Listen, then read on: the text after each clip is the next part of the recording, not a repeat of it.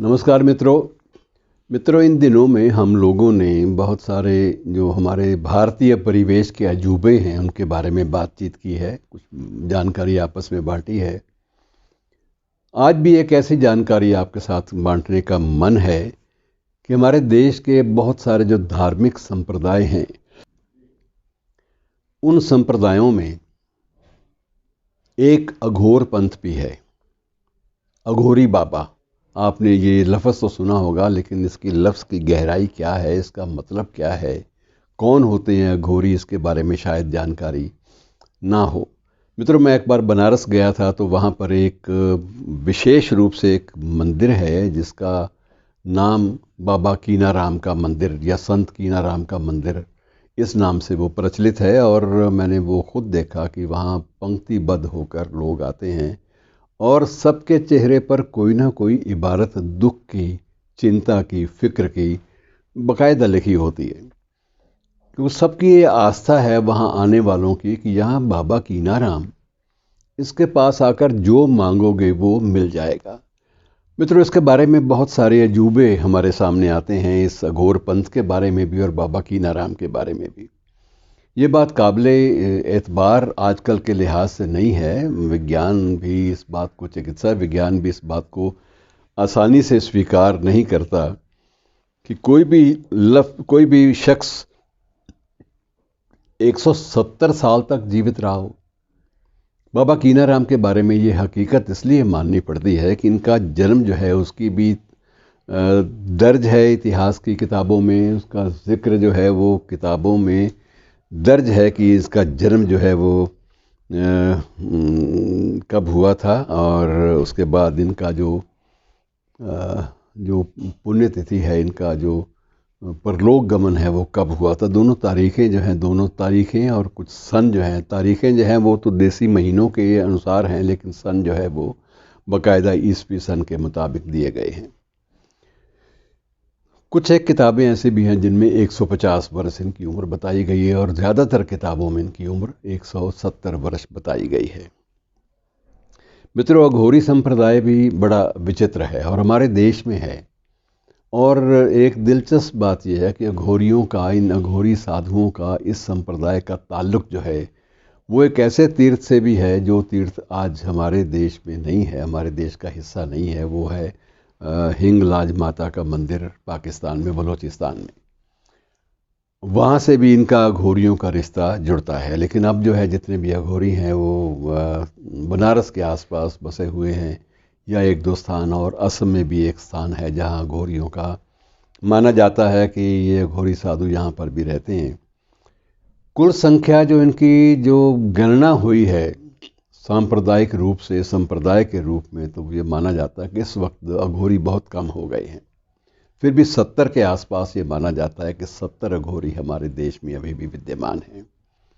जितने भी अघोरी हैं वो, ये माना जाता है कि ये अक्सर शमशान में रहते हैं और ये शवों के ऊपर शव तंत्र साधना भी करते हैं। और इनकी ज़िंदगी में सारी चीज़ें बिल्कुल एबनॉर्मल बिहेवियर वाली होती हैं, असामान्य बर्ताव होता है इनका। कुछ भी किसी को कह दें, उसके लोग अर्थ निकालना शुरू कर देते हैं। फॉर एग्ज़ाम्पल, किसी अघोरी ने किसी को गाली भी दे दी है तो वो गाली का अर्थ निकालने का प्रयास करता है कि इसमें ये चीज़ कही गई है, इसका मंतव्य ये होगा। उसको उसी रूप में लिया ही नहीं जाता। बाबा कीनाराम जिनका जिक्र मैं कर रहा हूँ, ये इनका जिक्र वहाँ बनारस के जो महाराजा के जो राज दरबार की जो पुस्तकें हैं उनमें भी मिलता है। वहाँ मंदिर भी है इसके नाम के। कीनाराम के बारे में ये था कि एक बार महाराज की सवारी जा रही थी और महाराज की सवारी के आगे किसी का भी आगे जाना मुमकिन नहीं होता था। लेकिन कीनाराम एक तरफ बैठे हुए थे और महाराज ने ना को राम राम, ना नमस्कार, ना कुछ और प्रणाम, कुछ नहीं किया और महावत को बोला कि हाथी आगे ले चलो। बाबा को लगा कि ये कहीं ना कहीं ये धार्मिक व्यक्ति है, और ये धार्मिक व्यक्ति होने के बावजूद अघोरी संप्रदाय के जो मान्यता प्राप्त नियम हैं उनका पालन, उनका नोटिस ही नहीं ले रहा, उनका पालन ही नहीं कर रहा। ये तो गलत बात है। तो उसने आदेश दिया महाराज ने महावत को कि बढ़ो आगे, और इन्होंने दीवार को आदेश दिया कि तुम आगे चले जाओ, इससे आगे आगे चलो। तो अब थोड़ी दूरी पर जाकर महावत भी रुक गया, राजा साहब भी रुक गए और दीवार सामने आ गई। और महावत ने भी कहा साहब महाराजा इसमें तो महाराज कोई इसमें दीवार तो थी नहीं, तो ये दीवार कहाँ से आ गई। तब तक दो चार बंदे और उठे कि आपने कहीं अघोरी बाबा का अपमान तो नहीं कर दिया, कहीं बाबा कीनाराम का। तो महाराजा ने कहा कि नहीं मैंने तो अब नहीं किया, मैं करता भी नहीं हूँ, जो भी साधु सन्यासी नज़र आ जाए मैं नमस्कार कर देता हूँ, लेकिन मुझे नहीं पता चला, हो सकता है कि ऐसी बात हुई हो। तो बाद में किसी एक ने बताया कि आप महाराज बाबा कीनाराम के सामने से गुजरे और आपने ना नमस्कार की, ना दुआ सलाम की, ना उसको प्रणाम किया, और आगे आपने महावत को कहा कि आगे बढ़ो।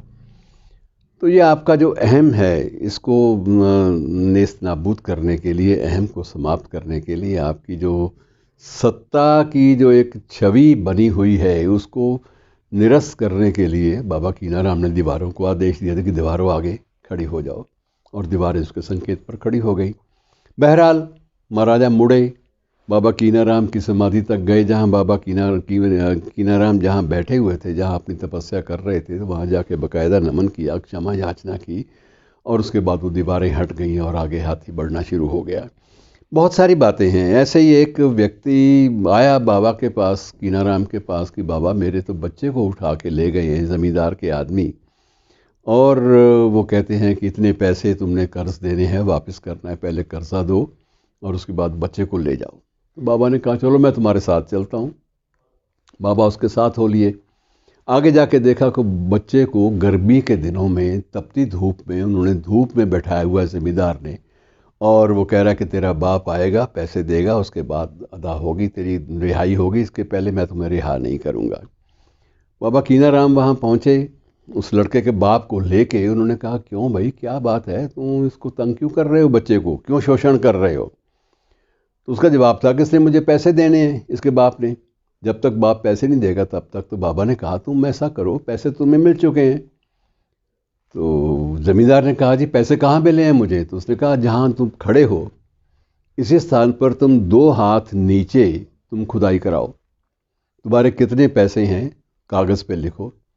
जितने पैसे ज़मींदार ने लिख के दिए कागज़ पर कि मैंने इतने पैसे लेने हैं, 2 हाथ की खुदाई की गई तो उतने ही पैसे वहाँ पड़े हुए कि देख तेरे पाँव के नीचे पैसे पड़े हैं, तू फिर जुल्म कर रहा है।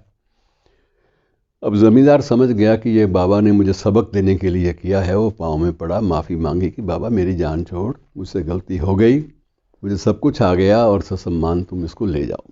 खैर ये इनकी लीलाओं का एक हिस्से थे, लेकिन ये लीलाएं जो हैं इनसे मित्रों एक पंथ नहीं चलता। तो पंथ की जो स्वरूप है ये अघोरी दर्शन के जो ज़्यादा अघोरी संप्रदाय पर जो शोध हुआ है वो पश्चिम में ज़्यादा हुआ है।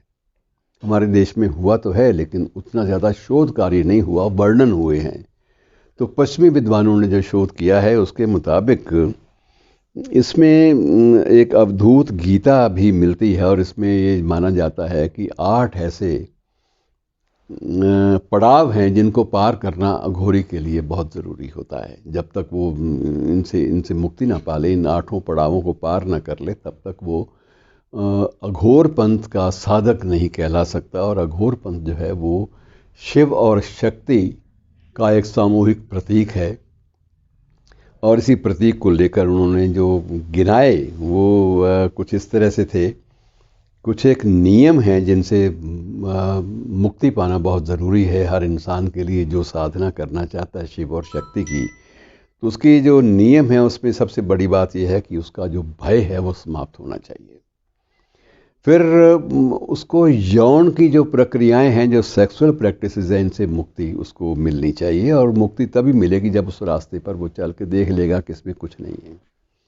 इसी प्रकार से शेष जो है लोभ का संवरण करना अघोरी के लिए बहुत ज़रूरी है, इसलिए उसे पूरे के पूरे हर तरह के लोभ से मुक्त होना उसके लिए बहुत ज़रूरी है। अगर वो ये नहीं करता तो ये समझिए कि वो ये रास्ते में भटक जाएगा और उसको शिव और शक्ति दोनों की तरफ से दंड मिलेगा। और उसके बाद ये है कि हेट्रेड, घृणा से भी उसको मुक्ति चाहिए। घृणा जो है ये मानवीय प्रवृत्ति नहीं है, ये शिव और शक्ति के दायरे में नहीं आती, इससे मुक्त होना उसके लिए बहुत ज़रूरी है। और इसी प्रकार से ऑब्सेशन का मतलब ये है कि जब ये कि इसका मैं मालिक हूँ, ये जो स्वामित्व की जो एक अनुभूति अंदर आदमी पैदा कर लेता है कि मैं सब कुछ हूँ, इससे भी मुक्त होना बहुत ज़रूरी है। और उनसे मुक्त होने के लिए शव साधना और तांत्रिक साधनाएं करनी पड़ती। मित्रों, जब कभी हिंगलाज माता का जिक्र आता है तो वहाँ भी ये बताया जाता है कि हिंगोल राक्षस थे जिनकी मुक्ति के लिए माता ने ये स्वरूप लिया था। लेकिन अब भी वहाँ पर जो जाने वाले यात्री हैं या जो पाकिस्तान में जो रहने वाले जो शोधार्थी हैं, जो नेट पर भी सर्च करते हैं, उनको पता लगता है कि हिंगलाज की जो मंदिर के रास्ते में जो कंदराएँ आती हैं, उन कंदराओं में लोग न जाने कितने सालों से आंखें बंद किए हुए तप करते हुए दिखाई देते हैं। कब से बैठे हैं कोई पता नहीं है। और जो पीढ़ियां हैं वो बताती हैं कि जब हमारा दादा आया था तब भी ये यहीं पर फ़कीर बैठा था। तो ये एक अजीब तरह की साधना है जिसमें शिव और शक्ति दोनों का स्वरूप जो है वो शामिल है। बाबा कीनाराम के बारे में कहा जाता है कि ये भगवान दत्तात्रेय में उनके बारे में भी अलग अलग बातें हैं कि भगवान दत्तात्रेय, इनको तीनों अर्थात विष्णु, ब्रह्मा और शिव तीनों का मिश्रित स्वरूप बताया जाता है। कि भगवान दत्तात्रेय की साधना इन्होंने गिरनार पर्वत में की थी और गिरनार पर्वत से इनको वो आंतरिक जो सिद्धियां हैं वो प्राप्त हुई और उसके बाद जो इनके मुंह से निकला वही अंतिम सत्य बन गया। तो ये एक अघोर संप्रदाय जो हमारे देश के रिचुअल्स का, देश के विभिन्न आश्चर्य पैदा करने वाले जो संप्रदायों में से एक है, इस संप्रदाय का भी अध्ययन जो है, शोध जो है, ये बड़ा ज़रूरी है। अब बचे खुचे अघोरी बहुत कम रह गए हैं, लेकिन ये माना जाता है कि इनका जो साधना का पथ है वो बड़ा बड़ा कठिन होता है। और लेकर क्या जाते हैं, कुछ भी नहीं। शरीर पर क्या मलते हैं, शमशान की राख। अपने आप के जितने भी मानवीय दुर्बलताएं हैं उन सब से मुक्ति पाना इनका मुख्य लक्ष्य हो जाता है। तो ऐसे संप्रदाय को भी याद कर लेना मित्रों एक जानकारी में वृद्धि वाली बात होती है। आप माने या ना माने ये बात अलग है, लेकिन हैं ये लोग, और साधना के बाकायदा तयशुदा निर्धारित सिद्धांत हैं, मापदंड हैं। शुक्रिया दोस्तों, आज इतनी जानकारी आपसे बांट ली।